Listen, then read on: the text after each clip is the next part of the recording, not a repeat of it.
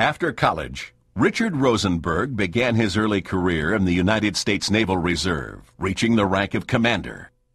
From there, he joined Wells Fargo Bank, where he capped a 22-year career with that company by becoming vice chairman and director. After serving as president of Seattle First National Bank, in 1987, Rosenberg joined Bank of America, serving as chairman and CEO from 1990 until 1996. In this capacity, he engineered the largest merger in banking history at that time in acquiring Security Pacific Bank. During his tenure, Bank of America assets more than doubled to $225 billion. Retired from Bank of America, Richard Rosenberg is now chairman of the University of California, San Francisco Foundation. I grew up in Fall River, Massachusetts. We were genuinely poor, scraping by and living with grandparents. And when the Depression came, my father lost his job, but sadly enough, he also lost his spirit at that point and never really did anything terribly significant after that. The war came along, World War II, and my father went to work in the shipyards in New York. He was absent from the household all the years he had to go away to find a job. But he was absent from the household, if you will, even when he was there. My mother, she worked in dress stores to help support the family.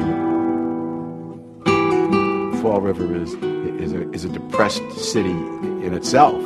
The ultimate irony is we got a pretty good education because the city was so poor that they couldn't afford new textbooks, and so even if you were going to go to work in the mills, you ended up studying Latin and calculus and Greek. To get the funds to go to college, I started in my last year in high school and worked all the way through college as a waiter at one of the hotels. And the hotels actually provided you a place to sleep, but also all the food.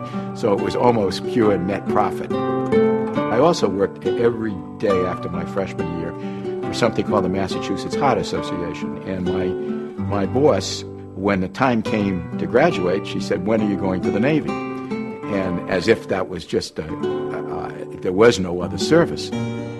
So the Navy was really the changing factor in my entire life. And that meritocracy, I think, has stood me in good stead for the rest of my life.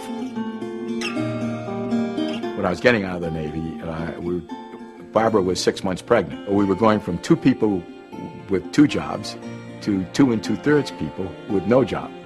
And so I went to work in banking, but I certainly never dreamed that I would end up as chief executive officer of the second largest bank in the United States.